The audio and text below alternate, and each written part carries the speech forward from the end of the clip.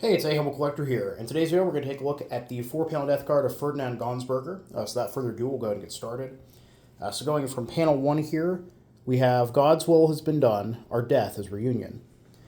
And then moving to the interior of the card, we have a nice photo of Ferdinand, and then down at the bottom, it is ordained in God's counsel that one must part with what one loves most.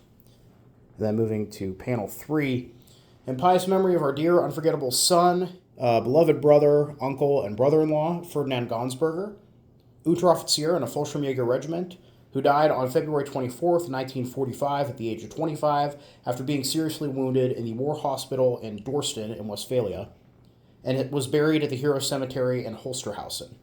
And at the very bottom here, in deep sadness, parents and siblings, October 1947, Hassendorf by Reidling in Lower Austria. So right off the bat, we have a few interesting things here.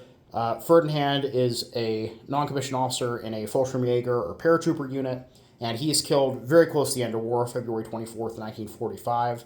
And the most interesting thing, at least in my opinion, is this bottom text here, noting that the card was issued in October of 1947. Now, generally, funeral cards like these would be printed, and they would be sent out to family and friends, given out at the funeral. And, generally that takes place shortly after a person dies. So normally if he was killed in February of 1945, we would expect to see this card printed, in March, maybe April. Now, I have been told that sometimes families would reprint funeral cards on the anniversary of somebody's death. However, this is October of 1947, not February of 1947, so that's kind of odd. So there's a few things that might be going on here. One might be that they weren't told that Ferdinand had been killed until several years after the war.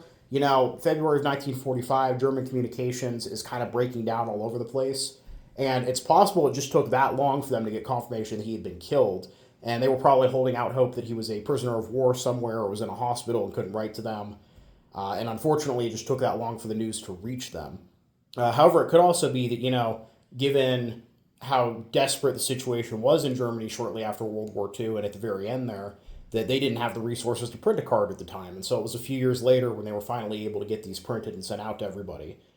So I think all that's pretty interesting, and it's a detail we don't normally see. Now, unfortunately, as far as Ferdinand's military service goes, I couldn't find a casualty record for him, but he was born on February 15th, 1921 in Hassendorf, and he's actually still buried at the Holsterhausen Cemetery as noted on his card here. Now, moving to the back of the card, Panel 4, the pain of separation was already difficult, but now our hearts are almost breaking. You were so young. You died far too early. We can never forget you. We can now offer you nothing more to please you with, not even a handful of flowers on your grave mound. We couldn't see you die or stand at your grave. Your grave is far away. Our pain is deep. Now rest in peace, you faithful heart. So yeah, overall, really interesting card. I hope you guys all enjoyed the video. Please leave a comment down below. Love hearing from you. Thank you all for watching. Happy collecting, and I'll see y'all again very soon.